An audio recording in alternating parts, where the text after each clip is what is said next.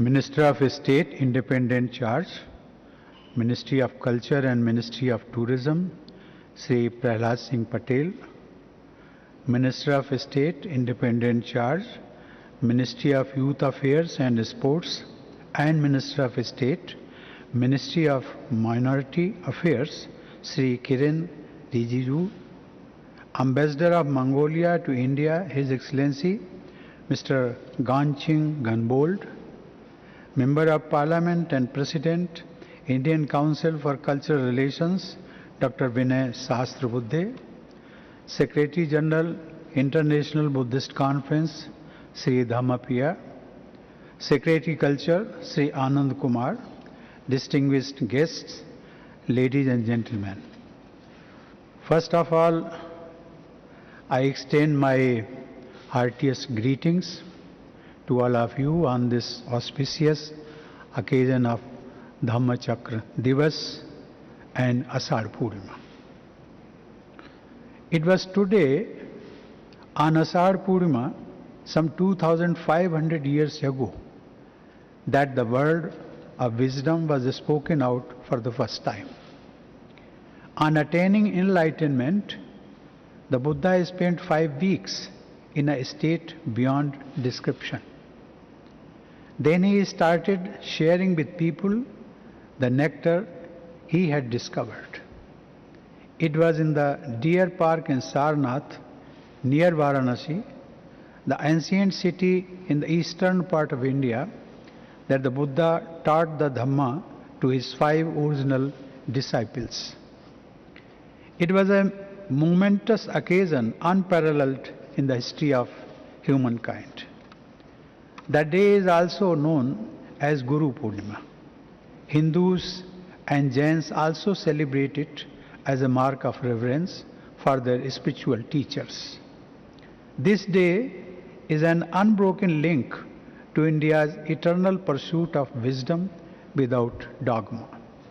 I am happy to host the Ashadh Purnima celebration in the Rashtrapati Bhavan as part of our civilizational journey for welfare of the universe since time immemorial. The video message by the Prime Minister of India seen by all of us just now reflects the eternal values and positive approach of India. I am delighted at the very enriching message from the President of Mongolia, His Excellency Khaltmagin Batulg, read out by His Excellency Mongolian Ambassador. I had the privilege to host the President of Mongolia as our honored guest in Rashtrapati Bhavan during his state visit in September last year. It was an occasion for us to deepen our civilizational friendship and to nourish our age-old Buddhist ties. Ladies and gentlemen, I am told that the International Buddhist Confederation, or IBC, with its presence in 36 countries, is holding the celebrations around the world. We, however, are in the midst of a virulent pandemic that has overwhelmed the entire humanity. Perhaps no part of the world remains untouched by this calamity that adversely affects every individual. As a precaution, we have to follow certain discipline and maintain physical distance. The IBC is therefore holding the events virtually. I believe that such an effort is praiseworthy because this makes it possible for a far larger number of people from all corners of the world to participate in them. Ceremonies and prayers are being organized at the sacred sites in Sarnath and Bodh Gaya in India, Kandy in Sri Lanka, and Gandan Tekchig Ling Monastery in Mongolia. Chanting of the Dhammachakra Pravartan Sutra by the Mahasangha in various countries is being streamed live. Friends, let us remind ourselves that the Buddha's first sermon was disarmingly simple. That sermon, known as Dhammachakra Pavattan Sutra in Pali, has a unique place in the Buddhist canon. Both practitioners and scholars revere it as the treasure in which the entire teaching is hidden. For 45 years after he attained enlightenment, the Buddha traveled across the vast regions of the Gangetic Plains to bring the healing message to the masses. Thus, he delivered a very large number of discourses, yet all of them, arguably, offered only variations and extensions of the key themes summarized in the first sermon. Ironically, the Buddha's teaching was against the current during those times. But the force of his argument was women around love, compassion and non-violence. The spread of Buddhism around the world was guided by these eternal values. In his lifetime, he always sought to convince people through his logical and moral arguments. For the Buddha always held that to force oneself to believe and accept a thing without understanding is political and not spiritual or intellectual. This is the precise reason that in his first sermon, the Buddha advises the 5 original disciples to shun the extreme methods and prefer the middle path, that is Madhyam Marg. Then he speaks of the ultimate reality as given in the 4 noble truths, which are: first, dukkha or suffering; second, samudaya, the arising or origin of dukkha; third, nirodha, the cessation of dukkha; and fourth, magga, the way leading to the cessation of dukkha. As summation of the human condition as well as human potential, these 4 pithy lines are unmatched in any tradition, spiritual or literary, in entire history.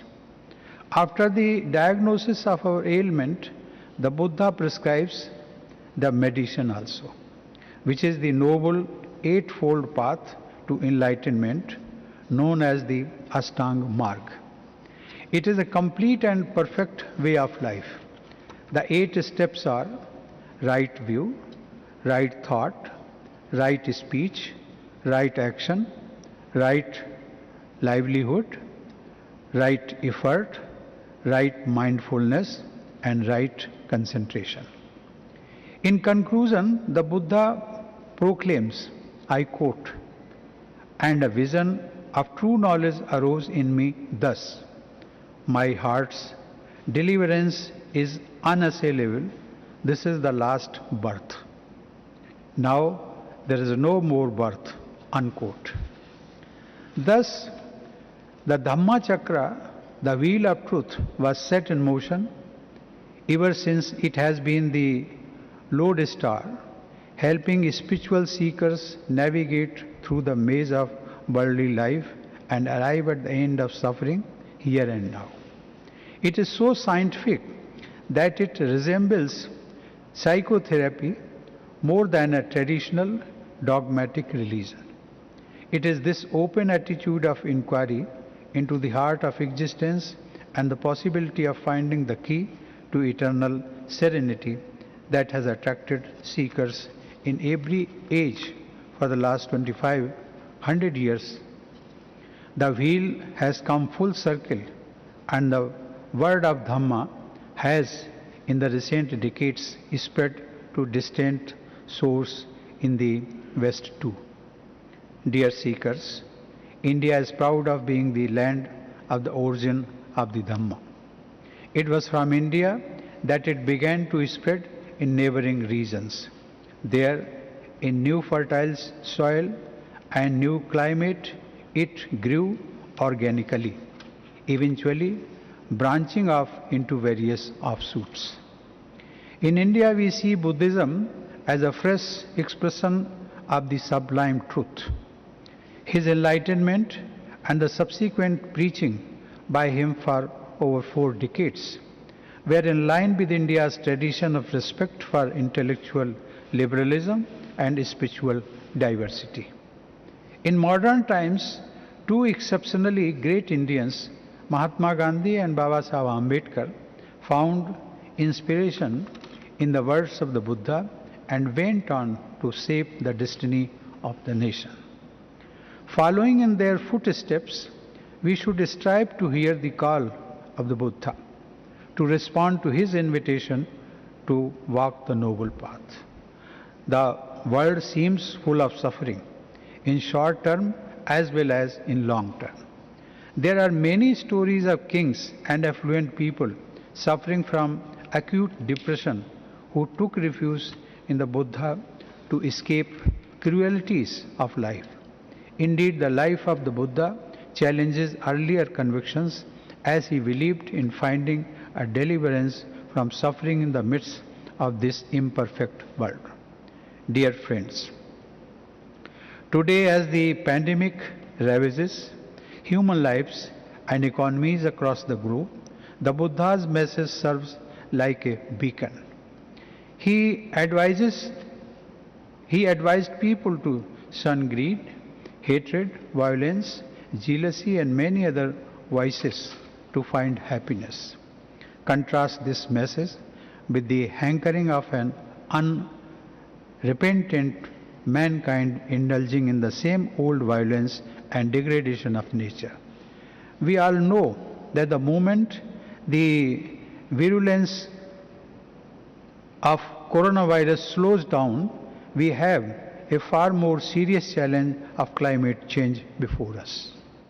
Mahatma Gandhi, our father of the nation, knew that the Buddha offered a way out of our present predicament. In 1927, he told the students of the Anand College in Colombo, I quote, "The great master taught us what is known as the right path. And to learn the right path is not merely to pack our brains with many things that sound nice, good and sweet, but to do the right things." Gautam Buddha was so filled with mercy and kindness that it was he who taught us to love not only the members of the human family, but also to love all life, to love all the animal world. And he taught us also the personal purity of life, unquote. In the final phase of his life, the Buddha was acutely conscious of the fact that egotism, driven by envy, hatred, greed, and ambition, would undermine compassion and loving kindness. The Buddha therefore encouraged the culture of dialectic and debate among his followers to arrive at their own truth. His cure for human suffering remains as relevant today as it was over 2.5 millennia ago. There is no doubt that the urgency of abiding by the values that the Buddha preached is eternal. By ignoring the soothing wisdom of every spiritual tradition, we have arrived at the juncture where we find ourselves today. It is high time we paid heed. Dear friends, I am grateful to the International Buddhist Confederation for providing me the opportunity to host this event and also to share my thoughts with you. The world has suffered much this year, and I sincerely wish that this sacred day heralds a new ray of hope and grants a glimpse of happiness. I also pray that it lights the lamp of wisdom in the heart of everyone. Atta Deepo Bhav. May we all be blessed. May we all awaken to wisdom. Thank you. Jai Hind.